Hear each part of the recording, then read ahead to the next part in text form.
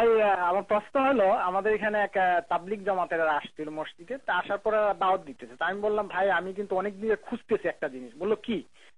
আমি বললাম, আল্লাহ রসুল তো বলছেন 73 কাতার হবে, একটা কাতারই জান্নাতে যাবে। আমি যাইতে চাইছি ওই কাতারে, ওই কাতারটা কোনটা আমাকে বলেন ভাই। ওনারা বলতেছে যে হ্যাঁ আসেন, তাবলিগে আসেন, ই করেন, দেখবেন এমনি আস্তে আস্তে দিন হবে, তারপর বুঝছেন।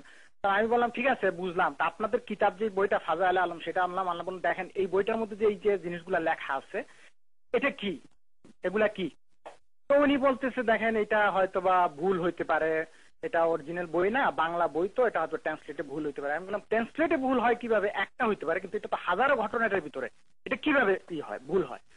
উনি বলতেছে না আপনার এটা তো অরিজিনাল উর্দুতে, এই মানে অনেক কিছু উনি বলতেছেন। তাই আমি বললাম ঠিক আছে দেখি আমার মতিউর ভাইকে জিজ্ঞেস করবো, ওনারা তো অবশ্য উর্দুতেও লেখাপড়া করতে জানেন, এটা কতটুকু সত্য এবং এদেরকে কি বলবো আর শেষ পর্যন্ত যে এরা ওইটা স্বীকারই করে না। এবং আশরাফ আলী থানভীরের কিতাবটাও দেখাইলাম যে দেখেন ওনার জন্মটাও কিভাবে হয়েছে, সেটাও বলতেছে যে হ্যাঁ এটা হয়তো ট্রান্সলেটে ভুল হইতে পারে। এটা কতটুকু সত্য এবং কিভাবে এদেরকে আর বলা যায়? জাযাকাল্লাহ। জাযাকাল্লাহ খায়ের। বিলকুল এর অনুবাদে ভুল নেই, বরং এদের মূল উর্দু গ্রন্থে এই শিরিকগুলো আরো বেশি আছে। উর্দু গ্রন্থে শিরিক কুফুরগুলো আরো বেশি। আপনারা এটা দেখার জন্য পাকিস্তানের একজন শেখ রয়েছেন, একজন আলেম, শেখ তাওসিফুর রহমান আর রাশিদি, ওনার আলোচনা শুনবেন যদি উর্দু বুঝেন। উনি এই ফাজাইলে আমলের উপরে একটি লেকচার দিয়েছেন, উর্দুতেই লেকচার দিয়েছেন এবং এর শিরিক কুফুরগুলোকে তুলে ধরেছেন।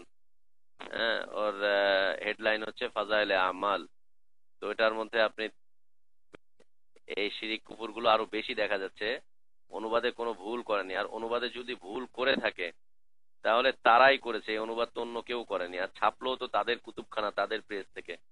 এর পরেও কি করে এত হচ্ছে? আর একটা দুইটা প্রিন্টিং মিস্টেক হচ্ছে ভিন্ন জিনিস, অনুবাদের ভুল হচ্ছে একটা দুইটা লাইন হতে পারে, এতগুলো হয় কি করে?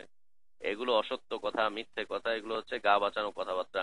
তাদেরকে ছাই দিয়ে ধরতে চেষ্টা করেন, খুব কঠিন ভাবে ধরতে চেষ্টা করেন। আপনারা ওইখানে আছেন, আপনারা পারছেন, আমরা তো দেশে আসলে পারছি না। দেশে খুব কঠিন, তবে দাওয়াত চলছে আলহামদুলিল্লাহ। দেশে জোরদার দাওয়াত চলছে, মানুষ ফিরে আসতেছে সেদিক থেকে। ছাই দিয়ে ধরেন যে কেন ভুল হলো, আর ভুল হলে পরে ভুল কিতাব নিয়ে কেন তোমরা তালিম করছো। তোমরা বাজারে গেলে পেঁয়াজ, পচা পেঁয়াজ কেনো না, পচা টমেটো কেনো না, পচা পুঁটি মাছ কেনো না। আর এই পচা ইসলাম নিয়ে, ভুল ইসলাম নিয়ে কেন তোমরা ঘুরে ঘুরে বেড়াচ্ছ এক দেশ থেকে আরেক দেশে? এটা কেন করছো? এ ভুল কেন মানুষের কাছে দিচ্ছ? একেবারে খুব কঠিন করে ধরেন, ইনশাআল্লাহ দেখবেন যে ভবিষ্যতে আসবেও না, কথাবার্তাও বলবে না। এটা হচ্ছে বেদাতের পথে আহ্বান, এ হচ্ছে হারামের পথে আহ্বান। কোরআন পড়ুন, হাদিস পড়ুন, কোরআন বুঝুন, হাদিস বুঝুন, এই পথে মানুষকে আহ্বান করুন।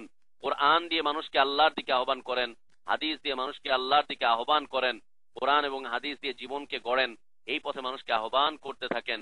ইনশাআল্লাহ আল্লাহর পক্ষ থেকে যে অর্পিত দায়িত্ব আপনার উপরে আছে তাবলীগের, সেটি আপনি পালন করতে পারবেন ইনশাআল্লাহ। আল্লাহ আমাদের সবাইকে তৌফিক দান করেন। আল্লাহ।